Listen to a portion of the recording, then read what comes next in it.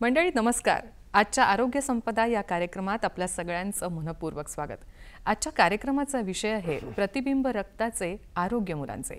आणि खरं तर या खूप महत्त्वाच्या विषयी बातचीत करण्यासाठी मार्गदर्शन घेण्यासाठी स्टुडिओत आमंत्रित केलं आहे नागपूरचे सुप्रसिद्ध बालरोग तज्ज्ञ डॉक्टर वसंत खळदकर यांना. डॉक्टर, आजच्या कार्यक्रमात आपलं मनपूर्वक स्वागत. डॉक्टर खळदकर यांचा परिचय जर करून द्यायचा तर मागील 40 वर्षांहून अधिक काळ ग्रामीण, शहरी आणि आदिवासी भागातील बालकांना समर्पित अशी सेवा यांनी दिली आहे. समुदाय पोहोच कार्यक्रम, राष्ट्रीय आरोग्य मोहिमा आणि सामाजिक जनजागृतीतून त्यांनी आरोग्य सेवा दुर्लक्षित मुलांपर्यंत पोहोचवली. त्यांचं कार्य नवोन्मेषी, मोजता येणारं आणि सहानुभूतीपूर्ण आहे. यांच्याविषयी आणखी खूप सारी माहिती आहे, पण थोडक्यात सांगायचं तर बालरोग आणि नवजात शिशु तज्ज्ञ आहेत. इन्फेक्शनल डिसीजेसमध्ये ऑस्ट्रेलियाची पोस्ट ग्रॅज्युएट पदवी यांना प्राप्त आहे.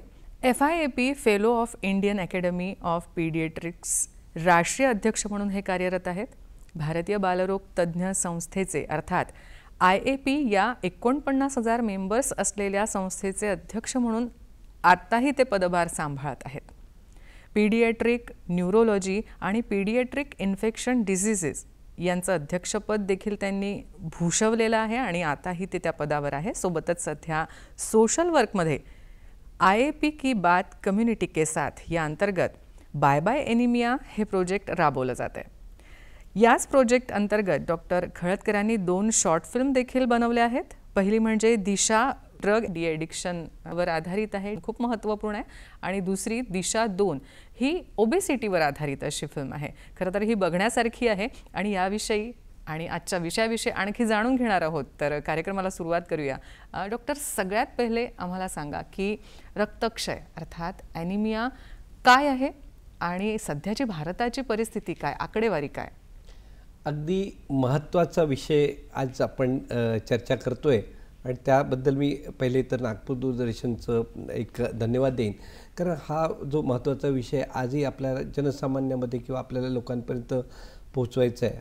आज भारतात आपण ॲनिमिया मुक्त भारत, आपले माननीय प्रधानमंत्री मोदीजींनी जो कार्यक्रम सुरू केलेला आहे ॲनिमिया मुक्त भारत, आणि त्याच्यामुळे मी डॉक्टर असल्यामुळे मला माहिती आहे त्याचा किती फायदा आपल्याला होतो आहे. ॲनिमिया हा जो प्रकार आहे, ॲनिमिया म्हणजे खरं म्हणजे रक्तामध्ये हिमोग्लोबिनचं पर्सेंटेज कमी होणे. आणि हा हिमोग्लोबिन हा एक रेड कलरचा पिगमेंट असतो, जो कमी झालं की ते रक्ताचं जे स्ट्रक्चर असतं ते स्ट्रक्चर असं पेल व्हायला लागतं, म्हणजे पांढरं व्हायला लागतं, आणि त्याला म्हणतात ॲनिमिया.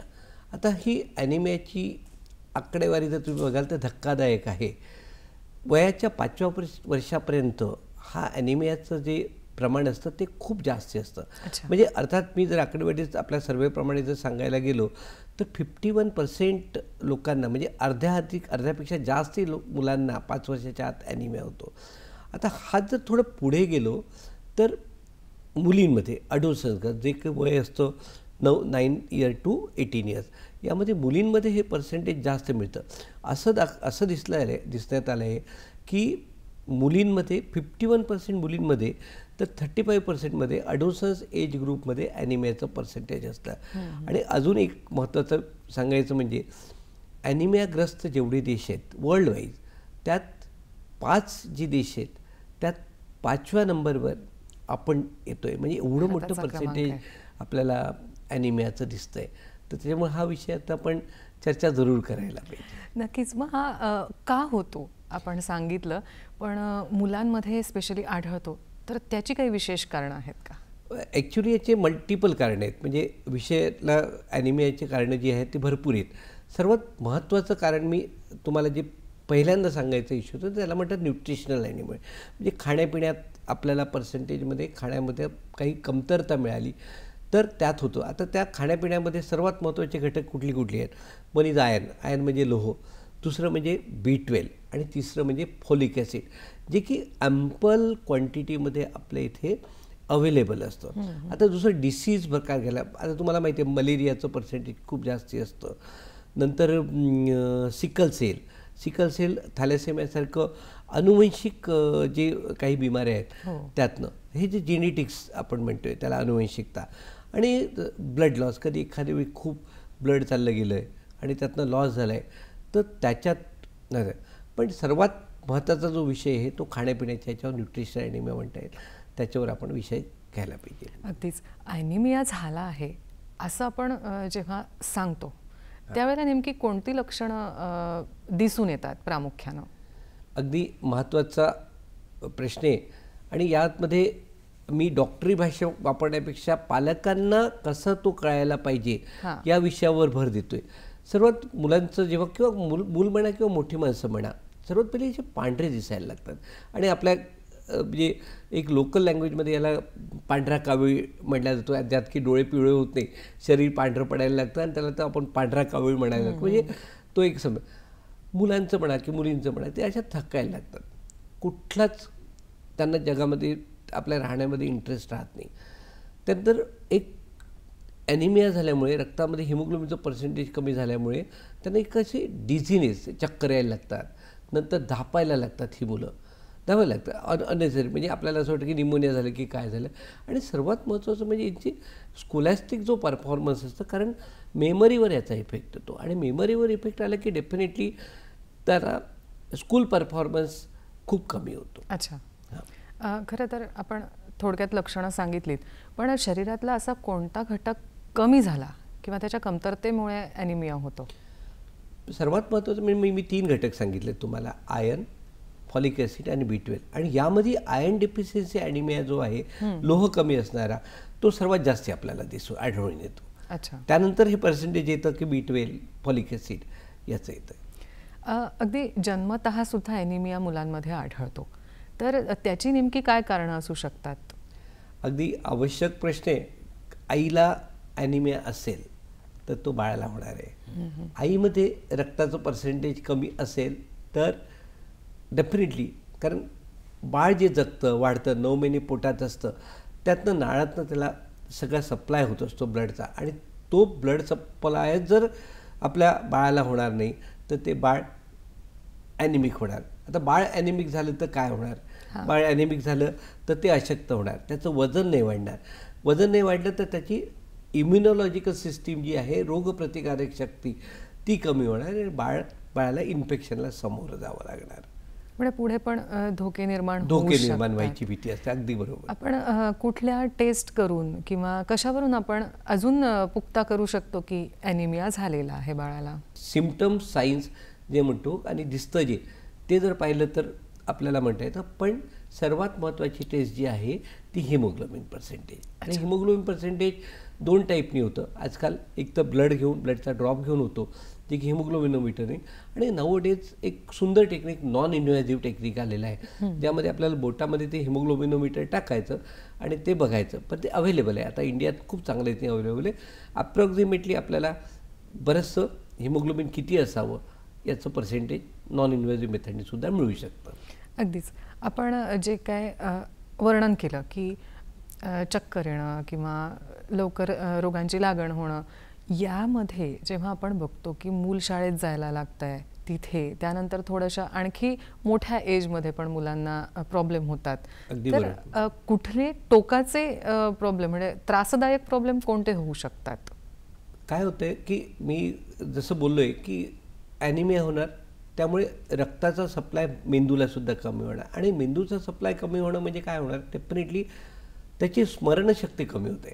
स्मरणशक्ती कमी होणे, त्याला घाम येणं, चक्कर येणं, शाळेत न जाण्याचं लक्ष, स्कूल अब्सेंटिझम खूप वाढतं याने, आणि पोटात दुखणं, मग त्यांचं वेगळंच विश्व चालतं, घरी राहून झोपून राहणे, बिमार पडणे, आणि ऑटोमॅटिकली स्कूल परफॉर्मन्स त्यांचा कमी होतो. मेमरी लॉस महत्त्वाचं म्हणजे मेमरी, जी की मुलांना फार आवश्यक आहे आता, ते मेमरीचा लॉस डेफिनेटली होतो.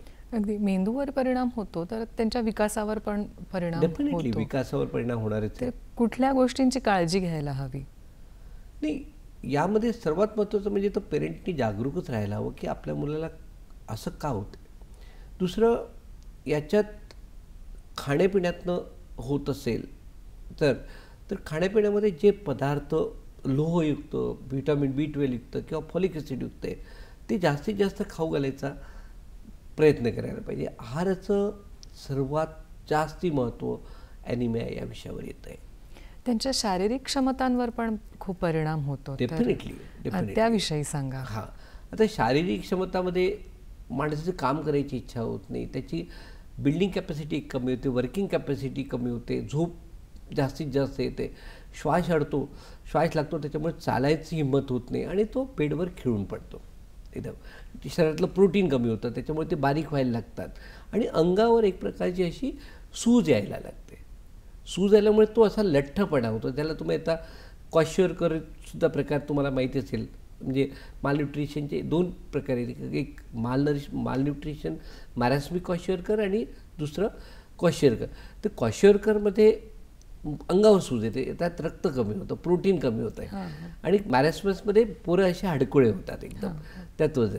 पण त्याला आपल्या बऱ्याच वेळा असं होतं की ते असे मोठे लठ्ठ दिसायला लागतात. आपल्याला असं वाटतं की माझा मुलगा चांगला वाढतोय, पण अशावेळी डेफिनेटली आपल्या स्किनवर, नजरेवर जिथे, आणि मी तुम्हाला तेही सांगायचं विसरलं आहे की लक्षणं कुठे कुठे बघायची. तर एकतर या कंजंक्टिव्हा म्हणतो तिथे बघायचं, जीभ बघायची, मुलांची नखं बघायची.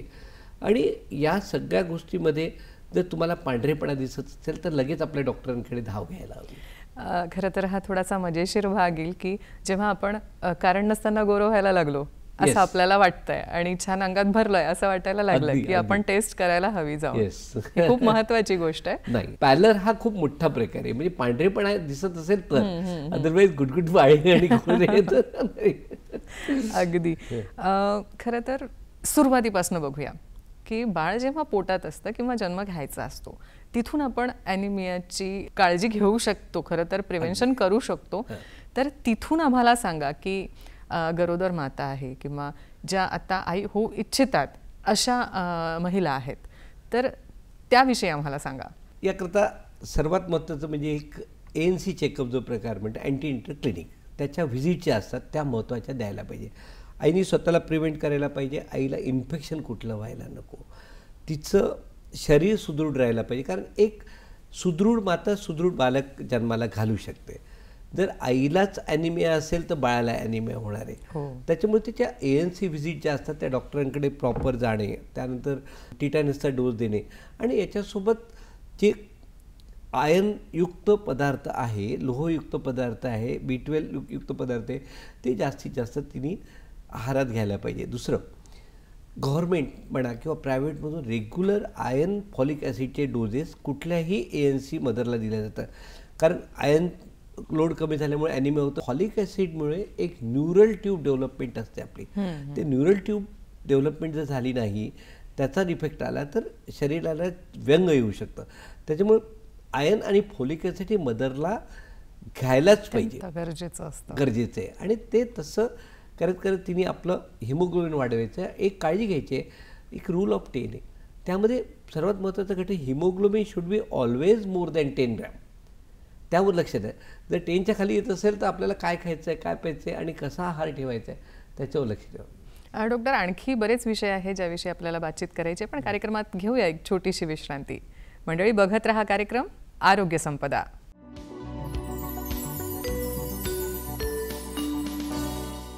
या छोट्याशा विश्रांतीनंतर आरोग्य संपदा कार्यक्रमात आपल्या सगळ्यांचं पुन्हा एकदा स्वागत. ब्रेकला जाण्यापूर्वी आपण बोलत होतो की ज्या आई होऊ इच्छितात त्यांनी कशी काळजी घ्यायला पाहिजे किंवा साधारण त्यांची टेस्ट कशी त्यांनी करायला पाहिजे किंवा नेमकं काय करायला पाहिजे. तर आता पुढे आपण त्यामध्ये काय ॲडिशन्स सांगणार. प्रेग्नन्सी ॲक्च्युली अगदी एक सुखद अनुभव असतो प्रत्येक मातेकरता. कारण एक बाळ, सुदृढ बाळ जन्माला जायचं असतं. तर याला मानसिक तयारी करणं फार आवश्यक आहे. प्रत्येक आईने आपली एक मानसिक तयारी केली. मला एक चांगलं बाळ जन्माला घालायचं की जे फ्युचर नागरिक आहे आणि त्याला मी पुढे चांगलं बनवीन, ही मानसिक तयारी असेल त्यानंतर प्रेग्नन्सी ठेवावी सर्वात पहिले. दुसरं, एक रेग्युलर चेकअप. पहिलं चेकअप जे असतं आपलं युजली प्रेग्नन्सी राहिल्यानंतर एक 3 महिन्यांनी असते. तर ते 3 महिन्यानंतरचं जे चेकअप आहे ते रेग्युलर चेकअप, ज्यामध्ये हिमोग्लोबिन होतं, एक TTचं इंजेक्शन लागतं, तुमचं वजन केलं जातं आणि त्यात तुम्हाला काही औषधं दिल्या जातात की ज्या औषधं मी जे सांगितलं, आयर्न, फॉलिक ॲसिड आणि न्यूट्रिशन्स कसं घ्यायचं, काय घ्यायचं याचा सल्ला दिला जातो. तर तो सल्ला दिल्यानंतर प्रत्येक महिन्यात त्यावेळी हिमोग्लोबिनची टेस्ट केल्या जाते. सोबत काही अनुवंशिक बिमाऱ्या आहेत, जसं सिकल सेल आहे, थॅलेसेमिया आहे, नंतर HIVची टेस्ट आहे. ह्या टेस्ट आपण ANC चेकअपमध्ये केल्या जातात आणि ते चेकअप करणं आवश्यक असतं. नाही केलं तर काय होतं म्हणून चालत नाही. जसं तुम्हाला पहिल्या प्रेग्नन्सीमध्ये या सगळ्या टेस्ट झालेल्या असल्या तरी जर तुम्ही दुसऱ्या प्रेग्नन्सीमध्ये जात असाल तर ती टेस्ट अति आवश्यक असते, कारण यातल्या काही काही बिमाऱ्या तुमच्या अनुवंशिक नसतात, पण जसं HIV असो किंवा हिपॅटायटिस B असो, या बिमाऱ्या तुमच्या नंतर सुद्धा येऊ शकतात आणि ज्या की तुमच्या बाळाला पुढे जाऊ शकतात. त्याच्यामुळे या टेस्ट करणं आवश्यक असतं. आता हा भाग झाला 3ऱ्या महिन्यातला. नंतर दर महिन्याला एक व्हिजिट अप टू 6 मंथ घ्यायला पाहिजे आणि त्यामध्ये सुद्धा एव्हरी 2 मंथली हिमोग्लोबिन करायला पाहिजे.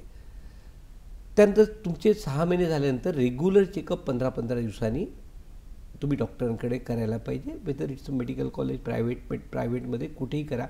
पण यामध्ये तुमचं वजन, तुमच्यात 2-3 सोनोग्राफीज असतात. त्यानंतर तुमच्या काही लक्षणं दिसतात का ॲनिमियाचे.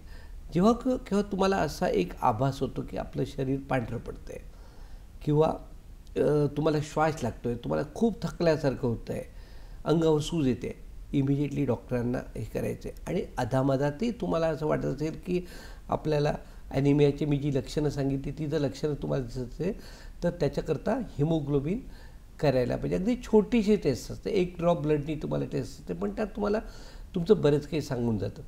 आता तुम्हाला डॉक्टर रेग्युलर हिमोग्लोबिन करता आयर्न आणि फॉलिक ॲसिडच्या गोळ्या देत असतात. काय होतं, डेफिनेटली आयर्नची टेस्ट थोडी जे टेस्ट अशी कडवी आहे, म्हणजे जी नॉन पॅलेटेबल म्हणतो, त्यामुळे बरेच लोक कंटाळा करतात. आम्ही असे पाहिलेत पेशंट की ते घेतात, तिकडे लोकांच्या घरचे लोक काय म्हणतील म्हणून फेकून देतात, मी घेतली म्हणतात. पण this is not the correct way. गव्हर्नमेंटकडून असो की विकतची गोळी ही महत्त्वाची असते आणि ती तुमच्या बाळासाठी दिल्या जाते, त्याच्यामुळे ती घेणं फार आवश्यक आहे. रेग्युलर चेकअप आवश्यक आणि लोहयुक्त जेवढे पदार्थ आहे, गुड व्हेजिटेबल, गुड डाएट, नंतर गूळ, पालक भाजी, डेट्स, शक्य असेल तर डेट्स, पण असे बरेचसे पदार्थ की जे आपल्याला अफोर्डेबल आहे. एक मनुका झालं, बीट झालं, मुळा झालं, नंतर पालक, मेथी, हे ॲम्पली अवेलेबल आपल्याकडे घरी आहे. मी तुम्हाला सिम्पल सांगितलं की गूळ जर एवढा गुळाचा खडा सकाळी, एवढा गुळाचा खडा संध्याकाळी घेतला तर खूप सारा आयर्न त्यात मिळू शकतं. आणि डेफिनेटली हे जर आयर्न आणि पोषक आहार तुम्ही घेतला तर डेफिनेटली तुमच्या बाळाला ते रक्त वाढून त्या बाळाचं वजन वाढतं. आणि आपल्या बाळाच्या वजनाचा वाढ किती होते, काय होते, याच्यावर लक्ष देणं आवश्यक आहे. बाळाची हालचाल आतमध्ये होते की नाही त्यावर.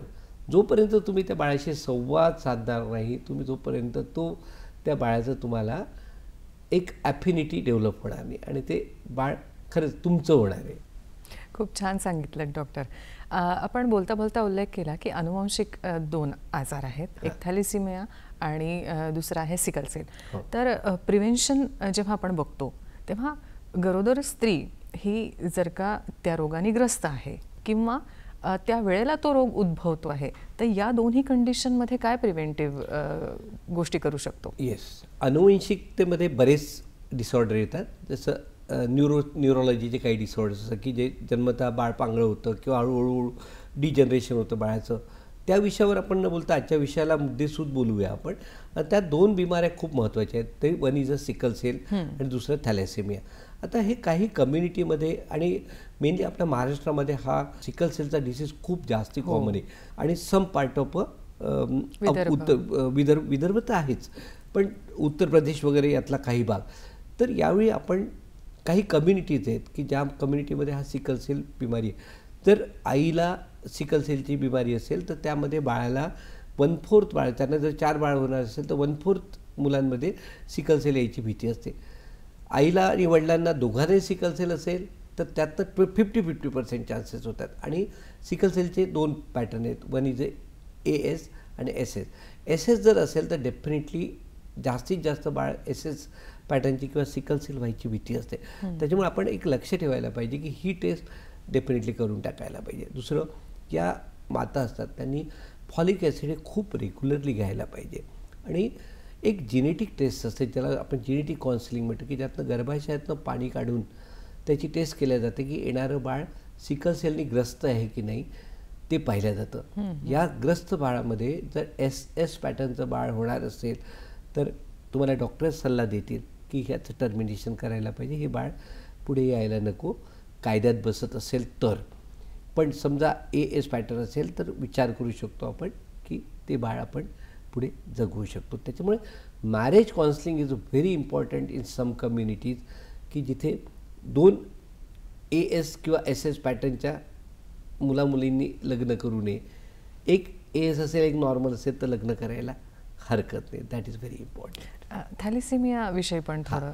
थॅलेसेमियाचं सुद्धा तसंच आहे, अगदी तसंच आहे की कम्युनिटी आहे. थॅलेसेमियामध्ये सर्वात महत्त्वाचं आहे की थॅलेसेमियाची जी मदर असेल तिने अँटीनेटल टेस्ट मी जी आता सांगितली डेफिनेटली करून घ्यायला पाहिजे. तिचं haemoglobin always more than 10 gram पाहिजे. जसं सिकल सेलमध्ये हिमोग्लोबिन तुम्हाला मोर दॅन 6 ग्रॅम असलं तरी चालतं, पण थॅलेसेमियामध्ये फार. थॅलेसेमिया इज रिअली असं व्हेरी डेंजरस डिसीज की ज्याच्यात फ्रिक्वेंटली मुलांना ब्लड असतं, आयुष्याची क्षमताही 30 ते 35 होते. त्याच्यामुळे आईने ते थॅलेसेमियामध्ये काळजी घेणं आवश्यक आहे. म्हणजे खरंच प्रिव्हेन्शनला खूप महत्त्व आहे. छोटीशी एक गोष्ट अशी की फॉलिक ॲसिड आणि आयर्न यांच्या गोळ्या ह्या दिल्या जातात, हे कॉमन आहे आणि सगळ्यांना माहिती पण आहे. बरोबर. पण त्या शरीरामध्ये काय नेमकं काम करतात, काय सांगणार? त्या बेसिकली आपण जे कुठलं खातो पितो त्यानंतर ते ॲब्सॉर्ब होऊन आपल्या शरीरात जातं आणि शरीरातनं ते ब्लडमध्ये जातं. तर इट्स लाईक सेम. तुम्ही जे आयर्न देता ते आयर्न शरीरातनं ब्लडमध्ये जातं आणि त्यांनी हिमोग्लोबिनचं पर्सेंटेज वाढवलं जातं आणि त्यातनं ॲनिमियाचं प्रिव्हेन्शन केलं जातं. खरं तर बाळाचं आरोग्य बघायला हवं हे खूप महत्त्वाचं आहे आणि खरं यासाठी जनजागृती ही खूप अगदी आवश्यक आहे. म्हणजे जन्मानंतर ते बाळ ॲनिमिया होऊन माझ्याकडे येण्याच्या ऐवजी ते बाळ आईच्या पोटातच कसं सुदृढ होईल यावर जास्त जनजागृतीची आवश्यकता आहे. कार्यक्रमात पुन्हा एकदा वेळ झाली का छोट्याशा विश्रांतीची. भेटूया या विश्रांतीनंतर. पण बघत रहा कार्यक्रम आरोग्य संपदा.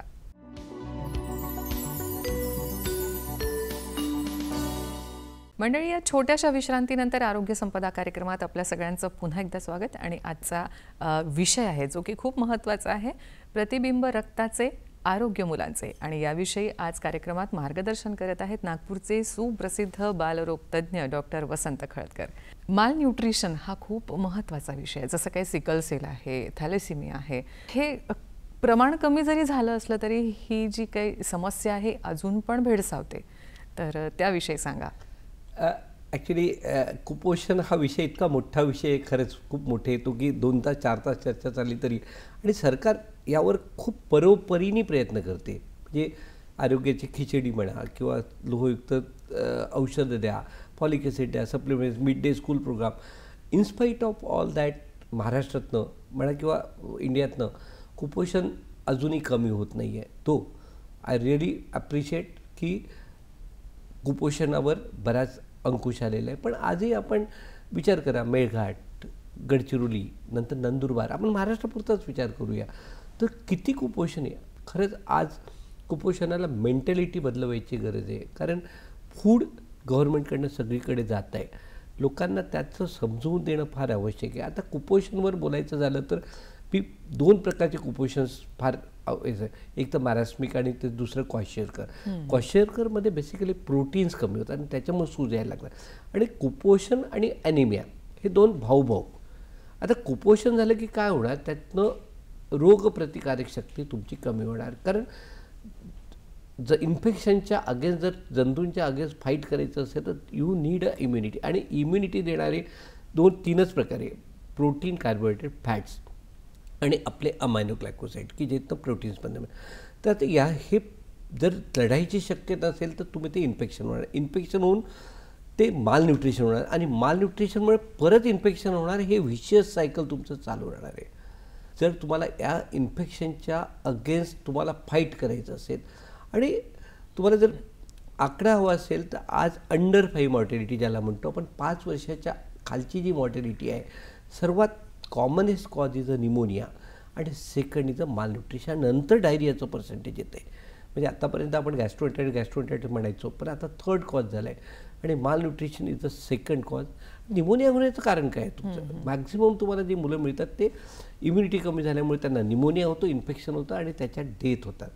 तर अशा या कुपोषणाच्याबद्दल आपल्याला फाईट करणं अति आवश्यक आहे. आणि याची सुरुवात कुठून होते तर डे 1 बाळ जन्माला येतं आहे त्याच्या अर्धा तासात आईने त्याला बाळातला दुधाला लावायला पाहिजे. तर that is the golden period म्हणतो आपण, गोल्डन अवर्स म्हणतो त्याला. आणि त्यात तुम्ही जर अर्धा तासात आईने बाळाला लावलं तर आईचं येणारं जे दूध असतं, ज्याला आपण कोलेस्ट्रॉल म्हणतो, ते इतकं परिपूर्ण अँटी इन्फेक्टिव्ह, इम्युनिटी करायसाठी, वजन वाढवायसाठी, एक बॉन्ड तयार करायसाठी ब्रेस्ट फिडिंगचा जो यूज आहे ते खूप कामात असतं. प्रत्येक आईनी दूध जे द्यायचं आहे ते breast feeding, exclusive breast feeding for a 6 month. आपल्या इथे डब्याचं फॅड खूप वाढते, कारण वर्किंग मदर आहे. मदरची मेंटॅलिटी तयार नसते की मला बाळाला दूध पाजायचं असतं, माझी फिगर जर ब्रेस्ट फिडिंग केलं तर जाईल की काय. तर अशा गोष्टी नाही आहे. उलट आईलासुद्धा त्याचा फायदा आहे. गर्भाशयाचा कॅन्सर होत नाही. त्यानंतर तुमचं जे गर्भाशयाचं एक इन्व्होल्युशन म्हणतो आम्ही, म्हणजे लवकर आकुंचित पावतं. तुमचं वजन, तुमचं बांधा सगळं चांगलं होण्यात बाळाला दूध पाजण्याचं महत्त्व आहे. आणि तुम्ही जर स्वतः जर दूध पाजलं तर किती तुमचा पैसा वाचेल. एक पावडरचा डब्बा विकत घ्यायला गेलं की 700 ते 800 रुपयाचा आहे, जो की 4 दिवसही चालत नाही आयडियल. आणि मग काय होतं की आपला जो पावडरचा डब्बा येतो, जिथे की 30 ml ला 1 चम्मच टाकायचं असते ते लोक 100 ml ला 1 चम्मच टाकतात. आणि मग ते जस्ट दूध पाजायचं, ते बाळ दूध पीत जातं, सू करत राहतं, आणि त्यातनं ते त्याला प्रोटीन न मिळालं मग मालन्यूरिश होतं. म्हणून माझा एक स्ट्रिक्ट एक मोठा संदेश आहे की बाळाला ब्रेस्ट फिडिंग करा, एक्सक्लुझिव्ह फॉर 6 मंथ, आणि डब्याचं दूध अवॉइड करा unless at until it's very mandatory आणि तुमचे डॉक्टर सांगत असाल तर. कधी कधी असतात अशा तेव्हा द्यावं लागतं. आता हा भाग झाला की त्यानंतर 6 महिन्यानंतर येतं तुमचं कॉम्प्लिमेंटरी फिडिंग, म्हणजे आईच्या दुधासोबत तुम्हाला वरचं हे द्यायचं. कारण आईचं दूध बऱ्याच वेळा तोपर्यंत थोडं कमी असताना बाळाची भूक वाढलेली असते, त्याच्यामुळे आता कॉम्प्लिमेंटरी फिडिंगमध्ये सिम्पल तुम्ही घरी, त्यातही आता फॅड वाढलेले आहे की डबे येतात, त्या डब्यातनं आम्ही फीड देऊ. पण घरी एक सातू तयार करा ना तुम्ही. सातू तयार करा, वरण भात तयार करा, मुगाच्या डाळीची खिचडी तयार करा, मुलांना दही द्या, सूप द्या, फ्रूट्सचे ज्युसेस द्या. ह्या सगळ्या गोष्टी जर तुम्ही दिल्या तर बाळाचा आहार पूर्ण होऊन बाळ अगदी वाढेल. कसं गटगटं वाढतं तुम्ही बघा, त्याचं वजन. आम्ही ॲज अ पिडियाट्रिशियन मी बघतोय की जे exclusive breast feeding with complementary feeding, तो त्या मुलांचा जो वाढ असते ना, त्याचं सोशल स्माईल, त्याचे मेंटल डेव्हलपमेंट, त्याचे फिजिकल डेव्हलपमेंट, त्या मुलांना आईचं दूध ज्या मुलांना मिळतं त्यांचे रिस्पॉन्सेस जितके चांगले असतात तितकेच डंप रिस्पॉन्सेस डब्याचं दूध ज्या मुलांना खरं तर फ्री अवेलेबल आहे. आणि भारताचं भविष्य होणारं जे काही ते एक बाळ आहे ते जर ते मजबूत बनला आणि तिचा पाया पक्का बनला तर एक्झॅक्टली खरं ही जनजागृती खूप महत्त्वाची. आणि म्हणूनच तुमचं कॉम्प्लिमेंटरी फूडसोबत आणि 8 ते 9 महिन्यानंतर तुम्ही त्या बाळाला स्वतःच्या ताटात घेऊन जाऊ, वाढू द्या, त्याला फेकू द्या, सगळं करू द्या. एक आम्ही महाराष्ट्र गव्हर्नमेंटसोबत काम करून एक बाळाचं कोनर्डर म्हणून ठेवलं. त्या म्हणजे तो कॉर्नर जो आहे फूड कॉर्नर म्हणून म्हणतो आम्ही. प्रत्येकाच्या घरात कुठेतरी तिथे चणे पाहिजे, तिथे फुटाणे पाहिजे, तिथे खायच्यासाठी त्यांना मुरमुरी ठेवायला पाहिजे, अशा गोष्टी. चॉकलेट ठेवू नका महत्त्वाचं म्हणजे, तर त्यांना मुलांना पाहिजे म्हणून. आणि मुलांनी जाऊन तिथे खायला पाहिजे. ते जाऊन खेळतात, खातात, सगळं करतात एकदम बिलकुल. तुम्ही जेवढं त्यांना पॅम्पर कराल तेवढे ते खाणार नाही. आणि खाण्याला फोर्सफुल फिडिंग ॲब्सोल्युटली मी सांगतो आहे नो म्हणजे नो. मुलांना जितक्या लवकरात लवकर स्वतःहून खायला शिकवाल तितके. Bottle feeding absolutely no. Bottle फिडिंगचे काय साईड इफेक्ट्स आहे मी मुलं स्थूल होतात, ओबेसिटी वाढते, मुलांना हायपर टेन्शन होतं, मुलांचा आईसोबतचा बॉन्ड कमी होतो. बॉटल फिडिंग बग पितात, मुलं उलट्या करतात, ॲस्पिरेशन निमोनिया होतो, बाळाला रिपीटेडली डायरिया होतो, ॲडमिट करावं लागतं, त्यांची इम्युनिटी कमी होते. या सगळ्या गोष्टीला खरंच आपल्याला अवॉइड करायचं असेल आणि आज आपल्या देशापुढे जी समस्या आहे मालन्यूट्रिशनची ती जर कमी करायची असेल तर exclusive breast feeding up to 6 month with complementary feeding to be started at the age of 6 month. खूप छान सांगितलं डॉक्टर. थॅलिसेमिया, सिकल सेल आणि ॲनिमिया हे जरी थोडेफार जवळजवळ असणारे असले तरी फरक आहे आणि उपाययोजना पण ह्यावरच्या वेगळ्या आहेत. तर आता आपण बातचीत करूया उपाययोजनांविषयी, पण कार्यक्रमात पुन्हा एकदा वेळ झाली एका छोट्याशा विश्रांतीची. मंडळी, बघत रहा कार्यक्रम आरोग्य संपदा. भेटूया या छोट्याशा विश्रांतीनंतर.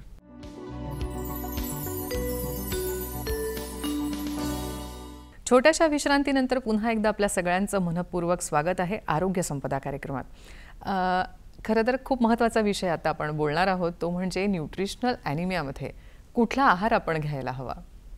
येस, मी आत्तापर्यंत तुमच्याशी कुपोषण बोललो आहे, ॲनिमियाची वेगळी कारणं सांगितली आहे आणि तुम्हाला माझ्या बोलण्यात एक लक्षात आलं असेल की आपण सर्वात जे मागे पडतो आहे, सर्वात मोठं जे पर्सेंटेज आहे ते न्यूट्रिशनल ॲनिमिया. आता हा न्यूट्रिशनल ॲनिमिया काही औषधांनी जरी चांगला होईल, मी किती फॉलिक ॲसिड खाल्लं आहे, किती आयर्न खाल्लं आहे, तुम्ही किती वर्ष आयर्न खाणार आहे, पण जोपर्यंत मी पोटातच घेत नाही आणि तोपर्यंत तुम्हाला हे होणार नाही. तर आता मी तुम्हाला काही पदार्थ सांगणार आहे की काही गोष्टी सांगणार आहे की ज्या काही इझिली अवेलेबल आहे, आपल्याला अफोर्डेबल आहे.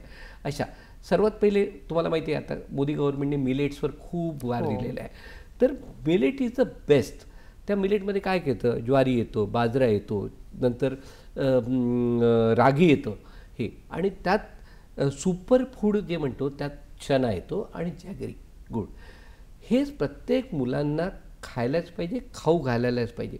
त्यानंतर ड्रायफ्रुट्स, डेट्स, नंतर मनुका, अक्रोड, बदाम, अंजीर, पिस्ता हे अफोर्डेबल असेल तर. नाहीतर मग ड्रायफ्रुट्स, माझे काही पेशंट आहे की सर आमचा पोरगा ड्रायफ्रुट्स खातो. मी म्हणतो त्याला डेट्स खातो का, पेंडखजूर खातो का, चणे खातो का, गुळ खातो का? नाही सर त्याला ते आवडत नाही आणि आम्ही देत नाही. पण ते जे घरी अवेलेबल आहे इझी ते आणि टेस्टी ते करा ना. नंतर व्हेजिटेबलवर जायचं तर बीट, मुळा, नंतर टोमॅटो, पत्तागोबी हे व्हेजिटेबल्स, यात भरपूर लोह, भरपूर फॉलिक ॲसिड, भरपूर आयर्न आहे. नंतर ग्रीन लिफी व्हेजिटेबल. आता हा सीझन जो आहे या सीझनमध्ये तुमच्याकडे पालक आहे, नंतर ब्रोकोली आहे, कढीपत्ता आहे, मेथी आहे. या गोष्टींची सवय मुलांना तुम्ही लावायला पाहिजे. आणि जर तुम्ही नॉनव्हेज खात असेल तर बेस्ट इज मीठ, लिव्हर मीठ जे म्हणतो आपण त्याला ते. नंतर फिश, चिकनमध्ये तुम्ही त्याला पोल्ट्री मीठ जे असतं ते पोल्ट्री मीठ आणि एग्स हे सगळं इझिली आणि अवेलेबल. आणि दुसरं फ्रूट्सबद्दल तर काही सांगायला, 1 Apple in a day keep you away from doctor जे म्हणतोय त्यामध्ये ॲपल, डाळिंब, नंतर पेरू, ग्रेप्स जे सिजनेबली अवेलेबल आहे ते. नंतर ते संपले की संत्र येतात, संत्र संपले की मोसंबी येतो. तर हे सगळे फ्रूट्स जर तुम्ही खाऊ घातले तर ते. आता दुसरं प्रश्न महत्त्वाचा आहे की नुसतं आयर्न खाल्ल्याने होईल का? हे आयर्न पोटात ॲब्सॉर्ब व्हायला पाहिजे. तर हे ॲब्सॉर्ब व्हायसाठी आपल्याला जे पर्सेंटेज वाढवायला पाहिजे, ॲब्सॉर्ब व्हायला पाहिजे, त्याच्याकरता सिट्रस फूड. आता सिट्रस फूड म्हणा सर खूप मोठा काहीतरी शब्द सांगितला. सिट्रस फूड म्हणजे सिंपल जसं निंबू आहे, तुमच्याजवळ चिंच आहे, आवळा आहे, या सगळ्या गोष्टी सिट्रस फूड की जे की आयर्नला ॲब्सॉर्ब करायला मदत करते.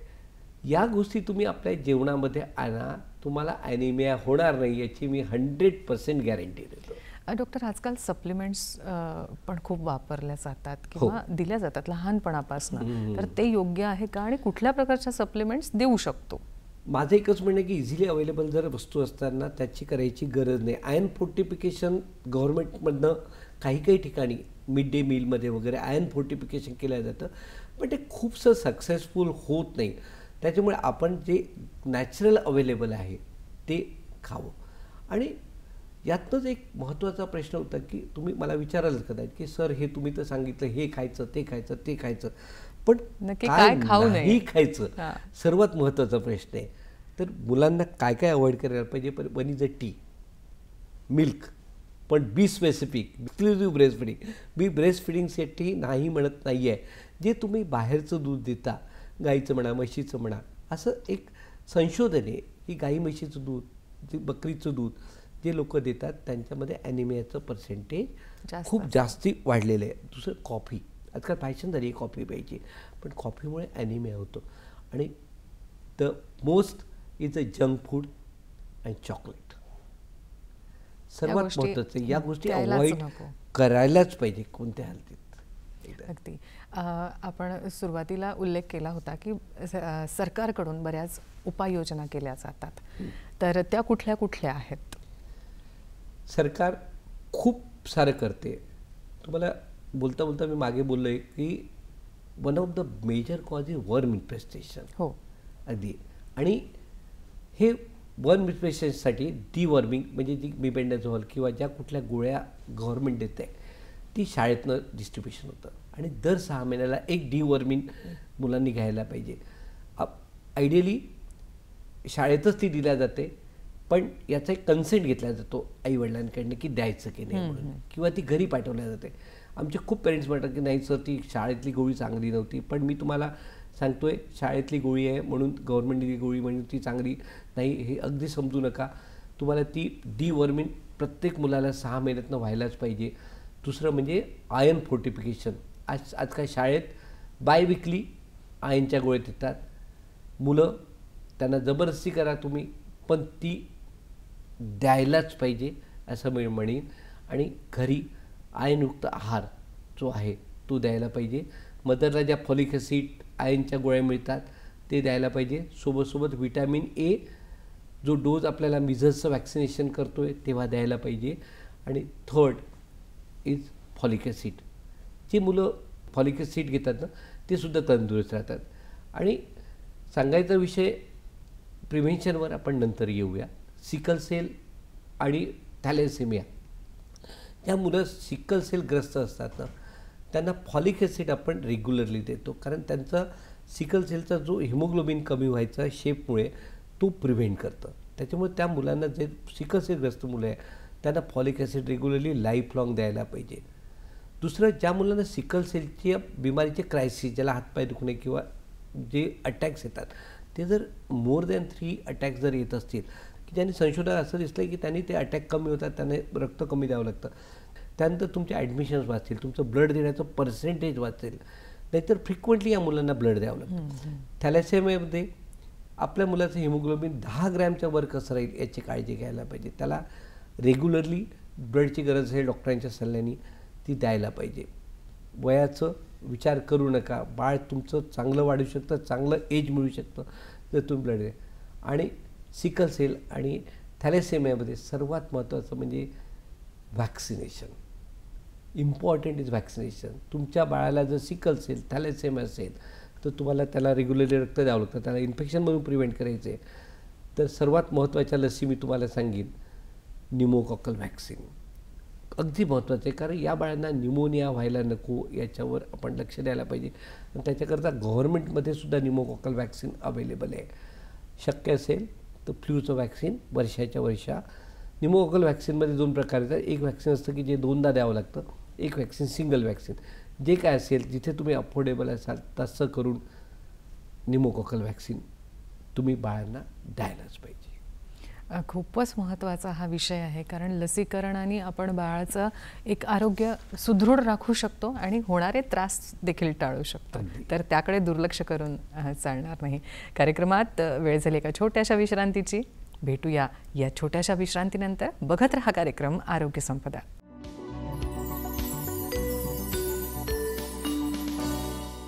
या छोट्याशा विश्रांतीनंतर पुन्हा एकदा आपल्या सगळ्यांचं स्वागत आहे आरोग्य संपदा कार्यक्रमात.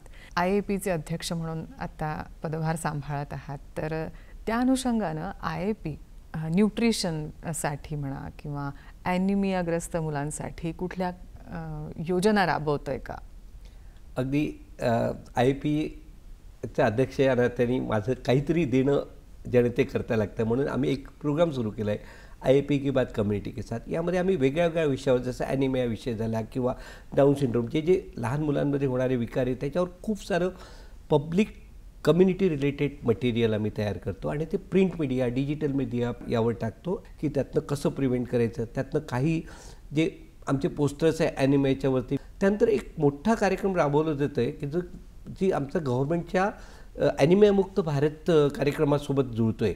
That is a bye bye anaemia. यामध्ये आम्ही एक बस तयार केलेली आहे. That bus goes to village. आम्ही मेनली विलेजवर जास्त कॉन्सन्ट्रेट करतो आहे. त्या बसमध्ये एक आमचं टेक्निशियन असतो, एक ड्रायव्हर असतो, एक कंपाऊंडर असतो आणि एक डॉक्टर असतो.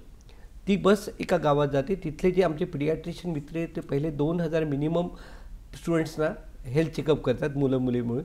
त्यातनं ज्यांच्यामध्ये ॲनिमियाचे लक्षणं दिसत आहेत त्या मुलांना त्यांचं हिमोग्लोबिन करतो आम्ही. ज्यांचं हिमोग्लोबिन 10 ग्रॅमच्या कमी आलं त्यांना आम्ही आयर्न, फॉलिक ॲसिड, B12चे औषधं देतो. त्यानंतर त्यातनं असं वाटलं की काही सिकल सेल आहे, थॅलेसेमिया आहे, त्यांना आम्ही त्यांचं वेगळं चेकअप करतो. तर अशा आहेत आम्हाला आत्तापर्यंत एक 24,000 मुलांना आम्ही चेकअप केलं आहे. आउट ऑफ दॅट 12,000 मुलांचं हिमोग्लोबिन केलं आणि टू बी युअर सरप्राईज 50% लोक आमचे ॲनिमियाग्रस्त मिळाले आहेत मुलं. त्यांना आम्ही ट्रीटमेंट करतो आणि मग 3 महिन्याची ट्रीटमेंट देऊन परत आम्ही तिथे जातोय की खरंच आमचं हिमोग्लोबिन मुलांचं वाढलं की नाही, आमचा याचा फायदा झाला की. त्याच्यासोबत आम्ही एक पालक जागृती जनजागृती सोहळाही तिथेच घेतो.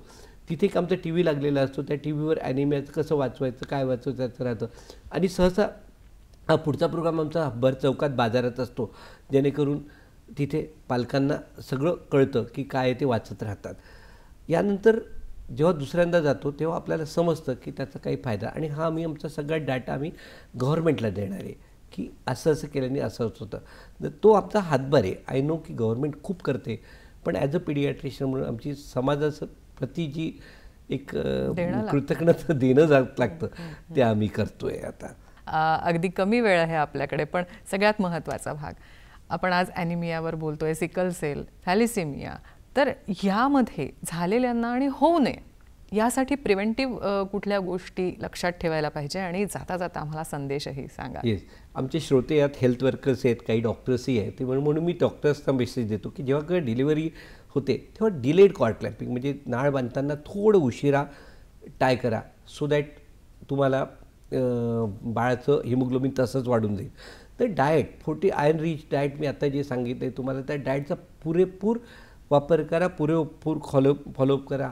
आयर्न फोर्टिफिकेशन जे गव्हर्नमेंट करत आहे ते गव्हर्नमेंटला हे देतं आहे ते फूड वापरा. मिड डे मील किंवा गव्हर्नमेंटकडनं जे डिवर्मिंग होतं आहे, आयर्न मिळतं आहे त्याचा तुम्ही पूर्ण वापर करा. व्हिटॅमिन्स भरपूर द्या, व्हिटॅमिन सी द्या. नंतर कम्युनिटी अवेअरनेस खूप इम्पॉर्टंट आहे त्याच्यात, आणि गव्हर्नमेंट प्रोग्राम पूर्ण. आणि सर्वात महत्त्वाचं म्हणजे vaccinate your child. Prevention is always better than cure.